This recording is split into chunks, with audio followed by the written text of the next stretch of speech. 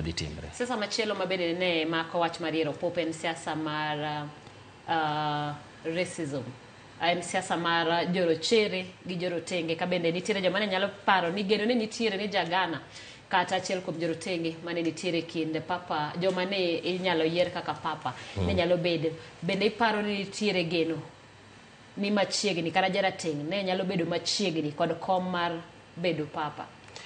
I hope ni kawacho kama to ok bokawa marach but makoro ni wacho ni mano pachi ma pacha na wuone ok mar kanisa nen do bedo maber ahinya ka debeni wayudo papa maja Afrika lakini kwa sebedo e tich mawatiye kanisa kai kiseneno kaka weche dhi mitimo analysis mari mineno kaka kata siasa matindo tindo me kanisa dhi mbele ne dhi bedo gimatek nikech nitie gik ma ing'iyo gik moko adek ming'iyo ga kapok oyier ng'ama papa.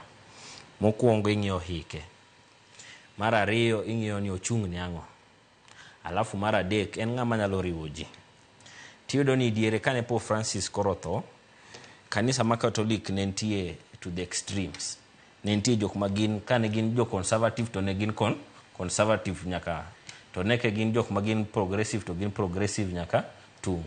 Koro gisani kanisa ne manyo ng'ama nyalo kelo jo progressive jok ma nitie both extremes gite okel gi machiegni mane jok mane kanisa ng'iyo to waneno ni Pope Leo mar 14 ofit gik moko adek mang'isi gi nikech wayudo ka kata kineno ka pontificate higini ma Pope Francis osebedo ka tiyo ne kanisa ne gin mana 12 to iyudo ka nochako gik mang'eny moko tieko.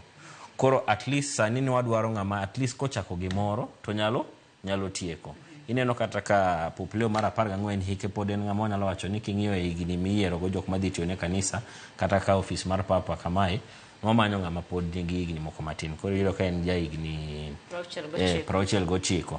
Koro gimo wacho ni mar racism ok anene ahinya nikech Pope Francis otemo ndi mondo okel jo Afrika e group miluongo ni College of Cardinals. To gisani wan gi cardinals mano nego beni elect pope ne gin yes lakini kinene group no to ne nitie ji 18 mo Afrika to chon ne gionge. To gimono beno wang'iyo kendo ni jok mane waneno mane gin cardinals mo Afrika igini mar gini malo ahinya. Kineno kata Turkson miwuoye mawuok Ghana nen gi aparo ni 76. Kineno kata Robert Sara nen gi 79. Koro gin mo nyalo wacho ni they have of advanced age. Paro gi to pod wanyalo wacho no chiek kendo longo. Ero kama na nya no batapa ne mondo ing'iswa ni kwa wuok ka okang'